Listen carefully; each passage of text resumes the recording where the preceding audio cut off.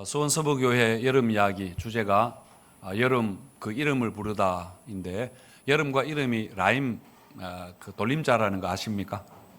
예, 그 세 번째 주제는 여호와 이레에 대해서 오늘 공부해 보겠습니다.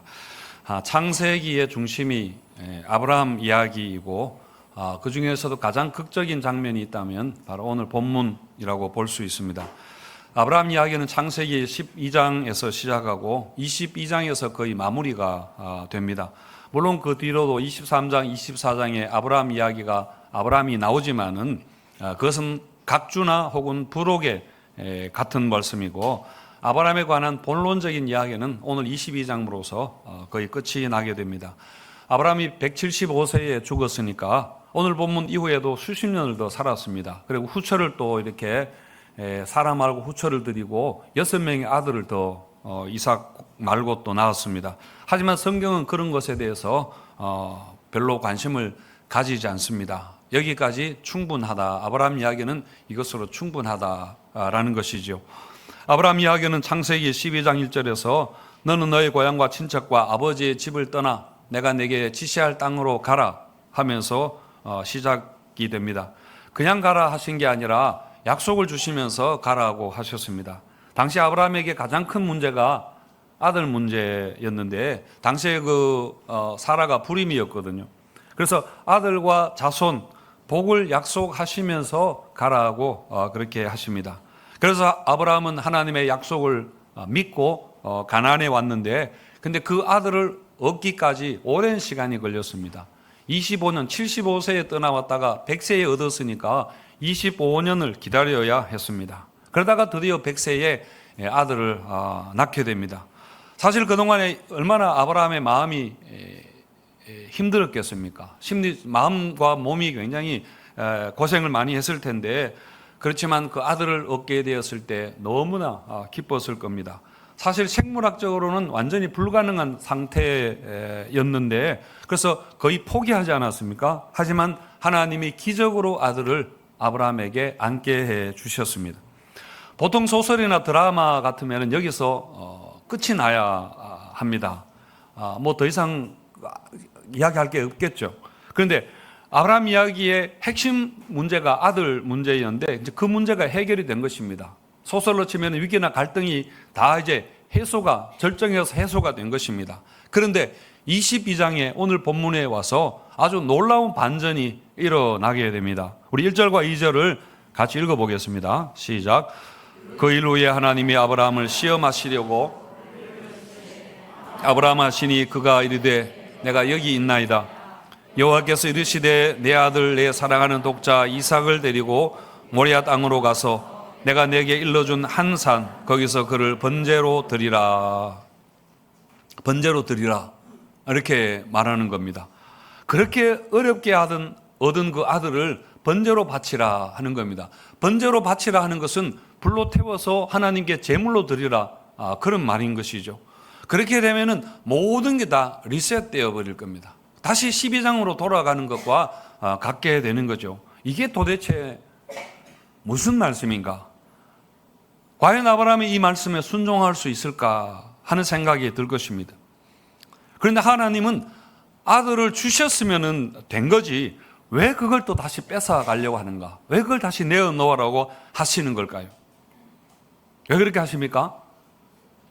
1절에 보시면은 하나님이 아브라함을 시험하시려고 그렇게 했습니다. 아브라함의 믿음을 시험 치려는 것입니다.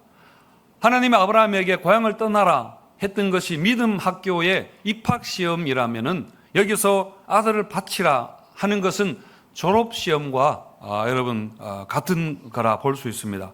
졸업 시험을 치는 것은 그동안 학교 생활하면서 학교가 원하는 실력과 자격을 갖추었는가, 졸업해도 되는가 하는 것을 테스트하는 거 아닙니까? 아브라함의 전공이 믿음입니다.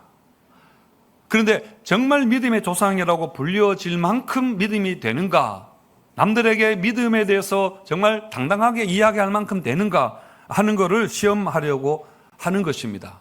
그런데 아브라함은 그 시험을 잘 통과를 했습니다. 그리고 11장에 히브리서 11장에 나오는 믿음의 거장들이 들어가는 믿음의 명예의 전당에 아브라함의 이름이 당당하게 거기에 이렇게 올려졌을 뿐 아니라 많은 믿음의 선진들 중에서 아브라함 이야기가 압도적으로 길게 나옵니다. 히브리서 11장에 나오는 믿음의 선진들 이야기가 어떤 데는 어떤 사람은 한 절씩, 또 한 절 안에 여러 사람이 이렇게 나오는데 아브라함 이야기는 12절인가요? 그 정도 길게 이렇게 나오고 있습니다. 그러면서 성경은 우리에게 믿음이 무엇인가 하는 것에 대해서 아브라함이 가장 전형적이다, 그렇게 하고 그 믿음을 자랑하고 있다는 거죠.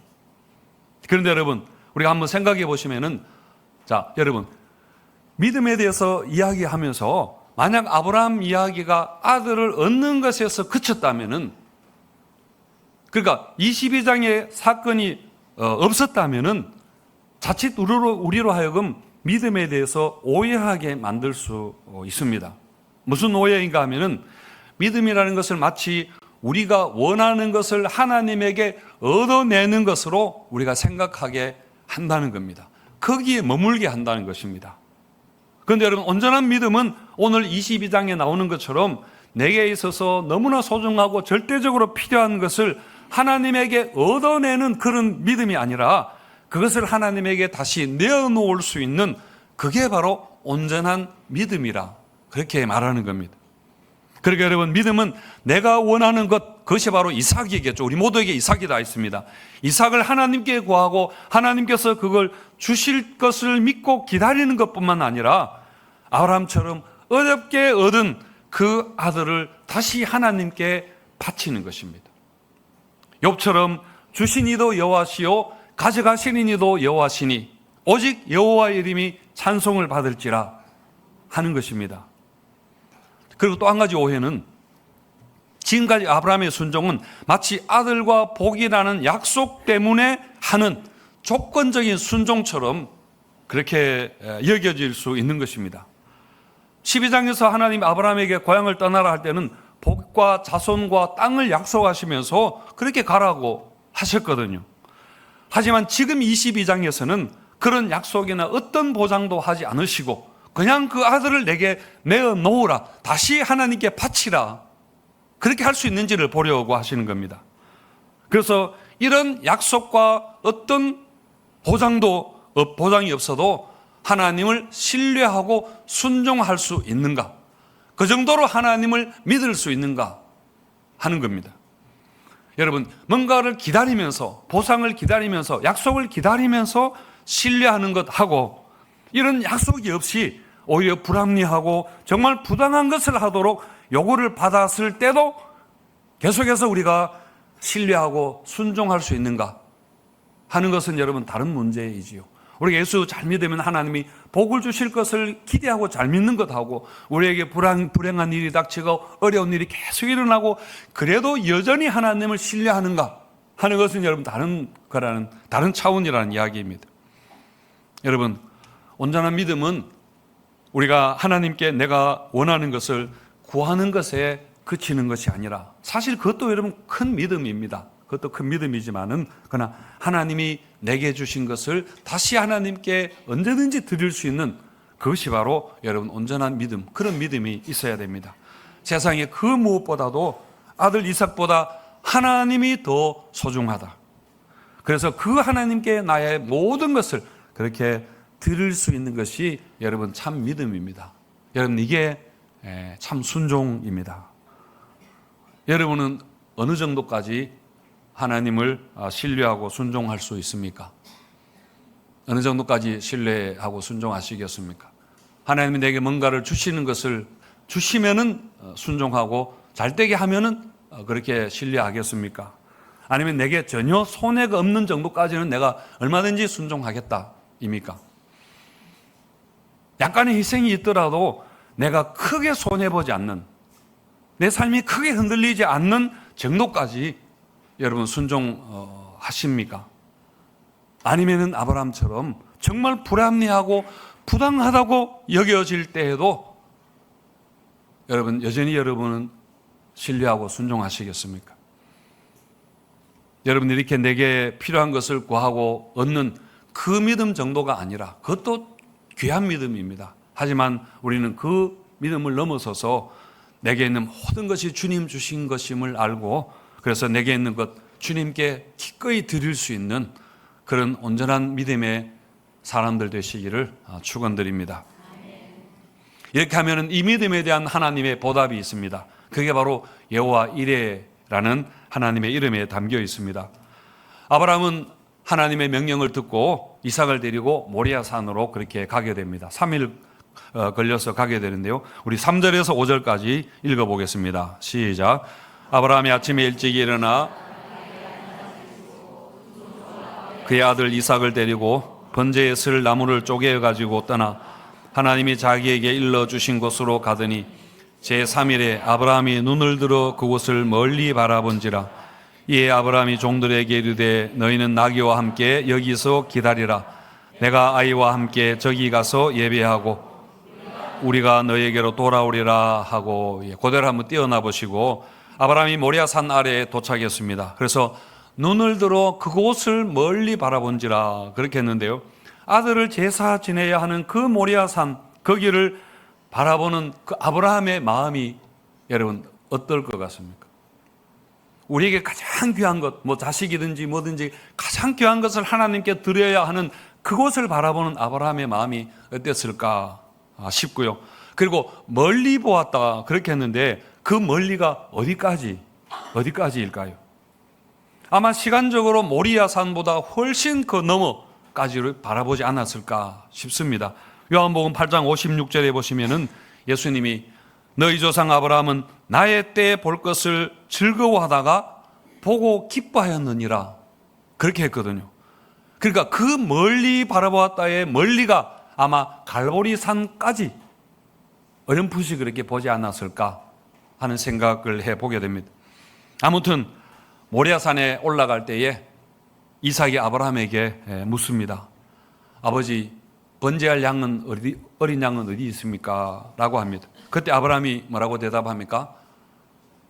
번제할 양이 어디 있습니까? 했을 때에 아브라함이 하나님이 준비하실 거다 그렇게 대답하죠.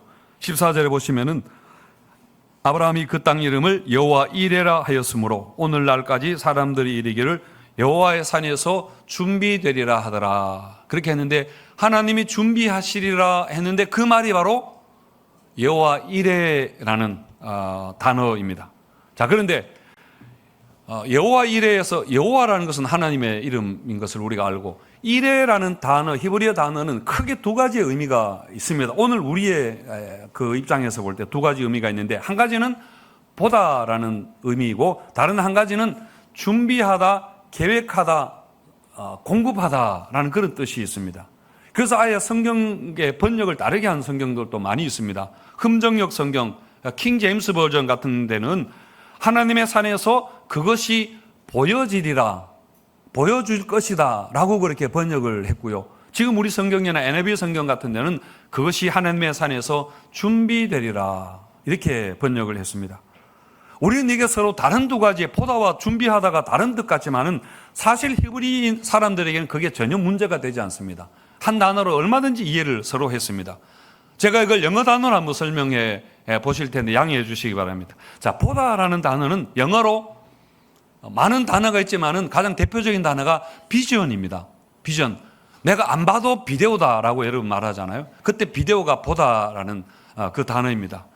그런데 이것을 미리 보다라고 할 때에 앞에다가 접두어 프리라는 걸 붙여서 프로비전이라고 하면은 미리 보다라는 뜻인데 프로비전 하게 되면은 공급하다, 준비하다, 계획하다라는 단어가 이렇게 같이 있게 됩니다. 그리고 식량이라는 단어도 프로비전에 들어가는 것이죠. 그러니까 여러분 영어만 하더라도 보다라는 단어와 준비하다, 공급하다, 프로바이드라는 게 공급하다 아닙니까? 다 같은 단어죠. 그러니까 어원이 같다는 그런 이야기입니다. 그러니까 무슨 말인가 하면은 여호와 이레 하나님은 어떤 하나님인가? 보시는 하나님이라는 말입니다. 미리 보시는 하나님이라는 겁니다. 지금뿐만 아니라 멀리까지 그렇게 내다보시는 겁니다. 그야말로 영원부터 영원까지 하나님은 모든 것을 아시기 때문에 모든 것을 미리 그렇게 보시는 하나님입니다. 그런데 하나님은 알고 보시고 가만히 계시는 분이 아니라 섭리하시는 하나님이시기 때문에 보고 아시니까 어떻게 합니까? 준비하시는 하나님이다. 준비하셨으면 그것을 공급하시는, 때가 되면 공급하시는 하나님이라는 의미인 것입니다. 우리 사람들도 나름대로 가장 애쓰는 것이 멀리 보려고 애를 쓰고 그리고 우리를 준비하려고 그렇게 하잖아요. 하지만 아무리 애를 써도 사람이 준비하는 것에는, 보는 것에는 한계가 있고 사람이 보는 것은 너무 불완전합니다. 그리고 또 안다 하더라도 준비하는 일에 우리의 능력은 너무나 제한되어 있습니다. 직장 문제나 여러분 결혼 문제나 여러분의 삶의 문제 다 마찬가지죠. 미리 대비하려고 나름대로 열심히 애쓰고 준비하고 공부하고 그렇게 하지만은 준비한 대로 안 될 때가 여러분 많이 있습니다. 그렇지만 하나님은 그렇지 않으십니다. 하나님은 전능하신 하나님이시기 때문에 미리 보시면은, 아시면은 여러분 미리 준비하시고 여러분 계획하시고 공급하시는 하나님이십니다. 그래서 오늘 아브라함이 고백한 것처럼 우리 하나님은 여호와 일의 하나님, 우리가 믿는 그 하나님은 여호와 일의 하나님이라는 것을 여러분 믿으시기 바랍니다. 오늘날 살아가는 사람들의 가장 큰 문제라면 불확실함과 결핍의 문제라고 할 수 있습니다. 특히 요즘 젊은이들이 그렇지 않겠습니까? 직장과 결혼과 미래가 어떻게 될지 너무 불확실합니다. 열심히 공부해서 학교를 졸업해도 내가 원하는 직장에 들어간다는 보장이 없는 것입니다. 사업을 하더라도 그게 성공한다는 보장이 여러분 별로 없습니다. 우리 교회 주변에도 많은 가게들이 1년을 못 버티고 나가고 다시 들어오고 이런 것을 볼 때 참 마음이 안타까운데요. 이렇게 여러분 오늘 우리는 불확실한 시대를 살아갑니다. 그렇게 굉장히 불안한 거죠. 그리고 또 항상 우리는 결핍에 시달리고 있습니다. 쉴 새 없이 일해서 자꾸 더 하는데도 계속 마이너스인 것처럼 우리가 생각이 되고 이미 모든 것이 충분한 시대인데 우리는 여전히 부족하다고 그렇게 느끼게 됩니다. 더 많이 먹고 더 잘 살면서 사는데도 우리는 끊임없이 여러분 뭔가를 욕망하고 있기 때문에 여러분 그런 것입니다. 가짜 결핍이라는 그 책에 광고에 이런 글이 있던데요. 채워도 허전한 마음, 원하는 것을 손에 넣어도 만족스럽지 않은 기분, 말하지 않아도 우리 모두 어렴풋이 알고 있는 이 불편한 느낌의 실체는 무엇일까? 어떤 결핍을 느낀다 하는 것이고 오늘날 모든 사람이 이런 것을 느끼고 살아간다는 그런 이야기죠. 이 책은 그 원인을 진화심리학에서 그리고 또 뇌의 문제로 그렇게 보는 것 같은데요. 어쨌든 여러분 우리가 결핍을 느끼는 것은 사람이기 때문에 당연한 것입니다. 그 틀렸다 뭐 이렇게 할 필요 없이 무한 결핍을 느끼는 것은 우리가 인간이기 때문에 그렇습니다. 인간은 항상 뭔가를 욕망하는 존재이기 때문에 그런 거죠. 하지만 여러분 하나님을 믿는 우리는 그 해결책은 달라야 한다는 것입니다. 여러분 그게 바로 우리의 해결책, 이런 불확실성의 시대와 이런 결핍의 시대에 우리가 여러분 가져야 되는 해결책은 바로 여호와 이레의 하나님을 여러분 믿는 것입니다. 여호와 이레 하나님의 이름을 여러분 부르는 것입니다. 이삭이 했던 이 질문을 우리가 얼마나 많이 하며 사는지 모릅니다. 뭐냐면 하나님 번제할 양은 어디 있습니까? 마찬가지로 하나님 나의 미래는 어디에 있습니까? 내 직장은 어디이고 내가 살 집은 도대체 어디에 있는 것입니까? 그리고 내가 만날 배우자는 지금 도대체 어디서 뭘 하고 있기에 아직까지 코빼기도 보이지 않습니까? 하는 질문이죠. 이런 많은 질문이 있습니다. 이 질문에 대한 하나님의 대답 무엇일까요? 여호와 이레입니다. 내가 준비하고 계획하고 내가 공급할 것이다 라는 말씀입니다. 그래서 오늘 불확실성과 결핍의 시대를 살아가는 우리에게 가장 중요한 것은 이 믿음을 가지는 것입니다. 이게 우리가 하나님을 믿는 것입니다. 여호와 이레 하나님을 믿는 것입니다. 우리가 하나님을 믿는다면 바로 이 하나님을 우리가 믿어야 되는 것입니다. 여러분들 오늘 본문을 읽을 때에 혹시 아들을 바치라 할까 싶어서 내게 있는 건 막 바치라 할까 싶어서 겁이 나셨죠. 또 어떤 여성도님들은 이참에 아예 말썽 부리는 남편을 바쳐버릴까? 이런 생각도 했을 텐데 쓸만한 걸 바쳐야 됩니다. 아무거나. 여러분, 이렇게 우리의 소중한 것을 하나님께 바칠 때에 하나님은 그 믿음에 대해서 여러분 보상하십니다. 여호와 일에 하나님이신 것을 여러분 믿으시기 바랍니다. 우리가 이런 여호와 일에 하나님을 경험하기 위해서는 그저 여러분 교회 다닌다고 기도 잠깐 한다고 되는 게 아니라 정말 이 하나님을 믿어야 됩니다. 하나님이 정말 나에게 이렇게 미리 하시고 미리 보시고 준비하시고 공급하시는 하나님이라는 것을 우리가 정말 믿어져야 이런 하나님의 은혜를 받게 되는 겁니다. 하나님은 어차피 이삭을 살려주실 거면서 왜 아브라함에게 이런 시험을 하기 위해서 괜히 아브라함 힘들게 할까 싶을 텐데요. 그것은 왜 그랬는가 하면은 우리를 위해서 그렇게 하신 겁니다. 우리에게 믿음이 무엇인가를 제대로 이해하도록 하기 위해서인 것입니다. 그리고 또 장차 하나님의 독생자 예수 그리스도에게 하나님이 그렇게 하실 것이기 때문에 아브라함을 통해서 나중에 예수 그리스도의 사건을 미리 이렇게 보여준 것입니다. 아브라함이 여호와의 산에서 준비되리라 그렇게 했는데요. 그 여호와의 산이 모리아산 아닙니까? 이 모리아라는 것도 이레라는 단어와 같은 단어입니다. 같은 어원을 가진 단어인데 모리아산 위에 무엇이 세워지나요? 예루살렘 성전이 거기에 세워지죠. 그리고 갈보리 십자가에서 그것이 보여지게 여러분 되는 겁니다. 바로 우리를 위해서 하나님이 그렇게 하셨습니다. 믿음이 무엇인가를 우리에게 보여주기 위해서입니다. 요한일서 4장 9절 말씀을 우리가 읽어보겠습니다. 시작. 하나님의 자기의 독생자를 세상에 보내심은 그로 말미암아 우리를 살리려 하심이라. 우리를 살리려 하심이라. 불확실함과 결핍으로 인해서 우리 마음이 흔들릴 때마다, 우리의 미래에 대해서 불안해서 내 미래가 어떻게 되는가 여러분 흔들릴 때마다 우리는 여호와 이레의 하나님을 믿고 그 이름을 여러분 부르시기 바랍니다. 혹시 지금 여러분 미래의 문제, 삶의 문제 때문에 불안하고 염려하고 있는 분이 계신가요? 그렇다면 지금 중요한 것은 염려할 것이 아니라 어떻게 해야 될까요? 여호와 이레 하나님을 믿는 것입니다. 믿으면 되는 것입니다. 내게 믿음이 있는가 여러분 한번 살펴보시고 그래도 염려가 된다. 그러면 염려하면 사시기 바랍니다. 어쩔 수 없는 겁니다. 한 가지 제가 이야기를 하고 마치겠습니다. 데니스 레이니라는 분이 쓴 결혼 준비됐나요? 라는 책에 나오는 이야기인데요.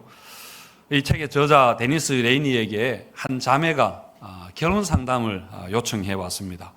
결혼을 전제로 만나는 남자친구가 있는데 결혼을 하고 싶은데 막상 결혼을 하려고 하니까 확신이 들지 않는 겁니다. 그래서 이제 이 분을 찾아왔는데요. 그런데 이 자매가 교제하는 남자친구는 이 책의 저자 데니스 레이니와 잘 아는 절친 사이입니다. 그러니까 이미 두 사람이 어떤 관계인지 다 알고 있는 것이죠. 데니스 레이니는 그 자매에게 뭐 이렇게 하라 저렇게 해라 말하고 하는 대신에 한 가지 이야기를 그렇게 해 주었습니다.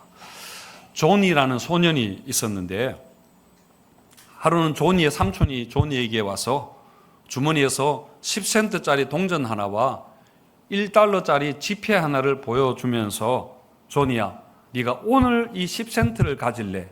아니면 일주일 후에 1달러를 가질래? 라고 그렇게 물었습니다.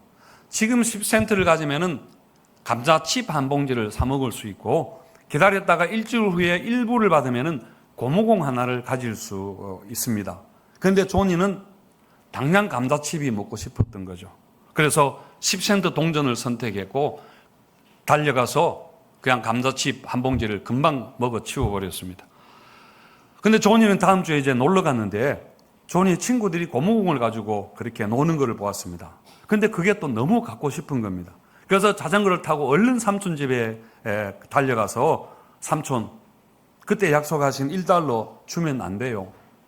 라고 그렇게 하니까 삼촌이 말하기를 조니야, 내가 약속했던 것은 그날 받을 수 있는 10센트와 일주일 후에 받을 수 있는 1달러 중에 한 가지, 하나였는데 너는 이미 10센트를 그날 선택했어. 그래서 너는 다시 1달러를 가질 수 없어 라고 그렇게 이야기했다는 겁니다. 이 이야기를 들려주면서 그 자매에게 이 데니스 레이니가 하나님은 지금의 남자친구보다 더 좋은 사람을 준비해 주실 수도 있다는 것을 믿느냐라고 하니까 그 자매가 믿습니다 라고 그렇게 했습니다. 그러자 이야기하기로 지금 너의 남자친구가 10센트짜리이지만은 하나님은 장차 너를 위해서 1불짜리 남자친구를 준비해 두셨을 거야. 그래서 아무 걱정하지 마. 이렇게 했다는 겁니다. 그런데 어떻게 되었을까요? 네, 그 자매는 남자친구에게 가서 이별을 통보했습니다. 그리고 다른 남자와 결혼했는데 그 남자가 누구인지 아십니까? 예, 상담해 주었던 데니스 레이니라고 합니다. 예, 상담하는 사람이 이렇게 해도 되는가 모르겠습니다만은 어쨌든 상담을 받으러 올 때에 그 자매는 몰랐습니다. 자매는 누가 좋은 사람일지 내가 누구와 결혼할지 몰랐습니다. 그렇지만은 데니스 레이니는 알았습니다. 내가 1달러짜리 남자라는 것을 데니스 레이니는 이미 알고 상담을 했던 것이죠. 그래서 걱정하지 마 그렇게 했습니다. 여러분 마찬가지로 하나님이 이삭을 바치라 했을 때에 이삭은 몰랐습니다. 어떤 일이 일어날지. 그러나 하나님은 모든 것을 알고 그렇게 말씀을 하셨습니다. 여러분 이 이야기처럼 우리 인생의 문제를 가장 잘 아시고 모든 것을 다 보고 계시는 그리고 우리에게 최고의 길로 그렇게 상담해 주시는 하나님께서 오늘 우리에게 걱정하지 마 라고 말씀하는 것을 여러분 믿으시기 바랍니다. 그래서 우리는 10센트짜리로 그렇게 살아가는 것이 아니라 하나님이 우리를 위해서 예배하신 최고의 것으로 살아가기를 하나님이 원하신다는 것을 여러분 믿으시기 바랍니다. 그래서 하나님을 믿고 여러분 기다리고 인내하면은 여호와 일에 하나님께서 분명히 우리에게 그 믿음에 따라서 좋은 것을 준비하시고 하나님의 때에 공급해 주실 것입니다. 여러분 이 믿음과 소망으로 살아서 여호와 일에 하나님이 주시는 놀라운 은혜와 복이 우리 성도님들에게 넘치게 되시기를 축원드립니다.